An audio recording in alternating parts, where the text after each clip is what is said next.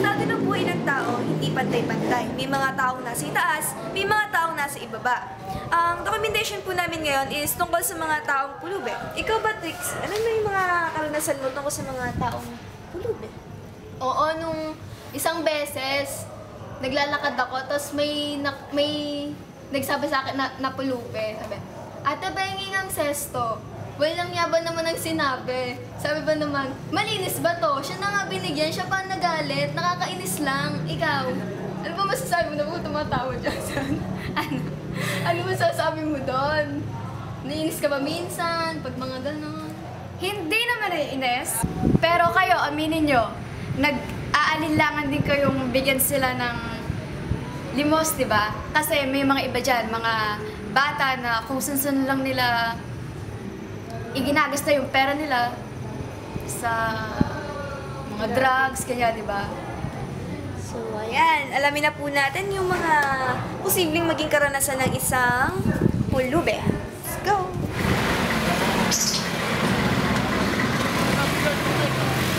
So, ano nga bang pulube? Sila yung mga taong nangangailangan ng tulong. Sila yung mga taong tinatawag nating less fortunate o kapuspalan. Sila yung mga tao na nangangailangan sa atin ng pagkalinga tsaka ng pagtulong. Yung simula umaga hanggang gabi, nasa kalsada sila para maghanap ng pagkain, mamalimos, para mabuhay. Sila yung mga taong palaging nandyan na manghihingi sa atin, kakalbitin tayo para lang mamalimos.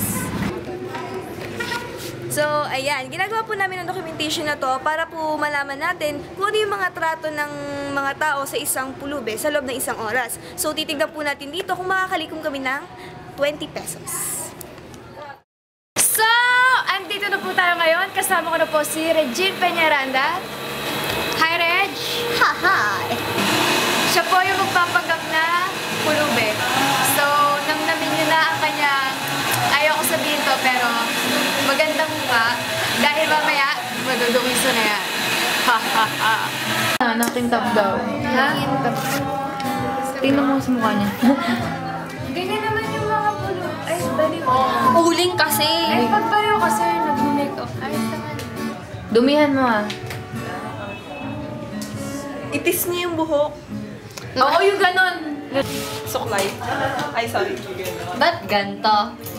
Forever tis na. Magulo ha. Itis na. Ayoko na. Crispin. Potato juice.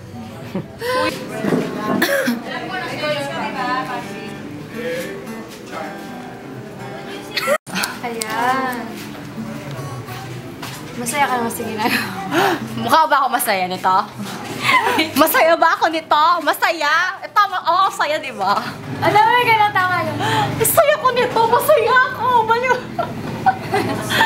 Ikaw, masaya ka naman sa ginagawa mo.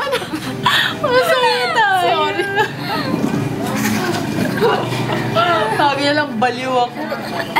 Baliw na nga sa tomboy, binilo pa. Masaya ba kayo? Kaninang damit to? Masaya kayo? Ganito ako? Ba't sa ilong? Basta kung bata ka. Sige, practice lang. Practice, masaya to. Paano acting doon mamaya? Mamaya. Pasilyo. Hindi ka mabaliw eh. Ano ka eh, pulubi ka naman eh. Ganda ko naman pulube. Masuka na yung masuka. Baka mabasos si Reg. Hindi yan. Bantayan na.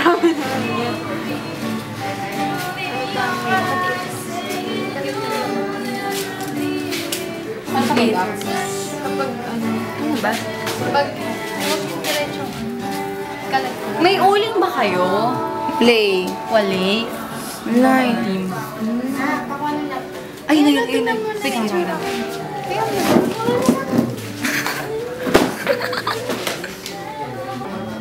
Madumi ako. Parang madumi. Sige lang. Sa kamay. Kasar na kayo. May nakabaa Ako ka. hindi na ako natutuwa eh. Lechos lang. Kailangan to. Buhay to. So, this is it, Ren. Ready ka na ba? Ano? Bala naman, pulubi naman, di baliw. Ah, sige, kaya na yan. So, viewers, hindi naman po delikado to kasi may mga hinanda naman kami diyang mga lalaki para magmasid kay Reg kung sakali mang may kung anong mababasta sa kanya. So, no need to worry. Yes. Good luck na lang talaga, Reg. Adja. Cut.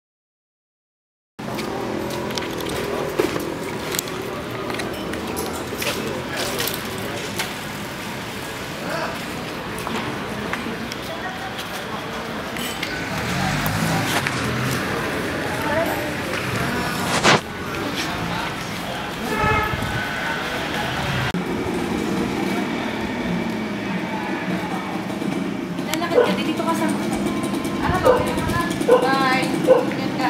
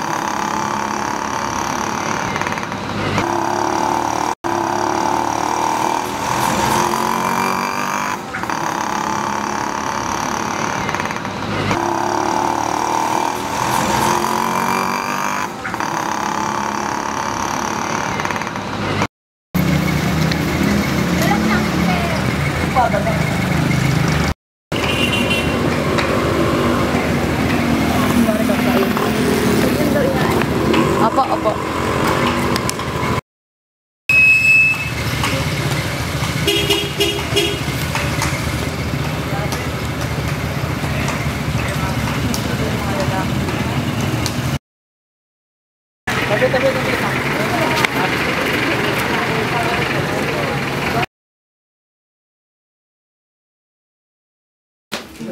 Ano namang pakiramdam na magpanggap bilang isang pulube? Nung una pa lang, pag yung hindi pa masyado nakakalayo, natitense na ako kasi yung feeling pa lang na, amin naman hindi, kahit di mo sila kilala, it's nakakahiya talaga siya. Kahit hindi ka associated sa kanila kasi, paano ba sabihin yun? Basta nakakahiya yun. Pero nung nandun na doon sa part na yun, nung una, nung lumapit ako kay Lola, merong palang, kasi nakikita ko lang siya sa TV na sinasabi nila na pwesto ko to, pwesto niya to. Meron talagang minsan na gano'n na pwesto pala talaga nila yun. Kaya wala kang magagawa kundi ibigay yun doon sa nauna. So maghahanap ka ng sayo. Doon sa nabigay ng tubig, maraming salamat, nagbigay ka pa. Ano ba? Nagbigay ka pa? Ano ba to? Pero maraming salamat doon. Si Kuya pa nga yung nagpilit, sabi ni Kuya. Okay, so magkano naman yung okay. nakuha mo? Nakuha ko. Wait lang yung kape, sayang. 2, 4, 6, 7. 7 pesos. Nakaramdam ka ba ng takot? Or Takot. Takot kasi kahit nakapaligid sa'yo yung mga alam mong kasama mo, hindi mo wala yung takot na baka mamaya may mambasto sa'yo. Kasi kahit paano, babae pa rin ako kahit mukha akong ganito. So, ano mga sasabi mo sa mga pulube? Na, Isa ba ano yung mga lesson na nakuha mo? Dahil... lesson na ano. Kasi ako, pag na may namumulubin, namimigay lang ako doon sa matanda. Yung talaga nangangailangan. Sa mga bata, doon sa mga ka-age ng pudra ko, tsaka ng mudra ko, hindi ko binibigay. Pero masasabi ko na, hindi naman pala, dapat tinutulungan ko din sila. Pero in terms ng pagkain, hindi ng pera. Kasi parang walang mapupuntahan yung pera kasi minsan hindi mo alam kung saan napupunta. Yun. So, ano ba yung last message mo dito sa parang explain mo yung naging experience mo? Last message para sa mga tao na... Ano? Ano yung mga pwedeng sabihin sa kanila? Doon sa mga pulube. Sa mga tao na... Ano nagbibigay? Nagbibigay. Una, parang, kasi sa aminin man na totoo, nandidiri tayo sa kanila. So, maganda din kung tanggapin natin kung ano yung ano sila, kung ano yung anong meron silang environment. Tapos, minsan try din natin tulungan kung meron naman talaga tayong maitutulong. Yes. Okay, so yan. Maraming salamat, Regine Peñaranda.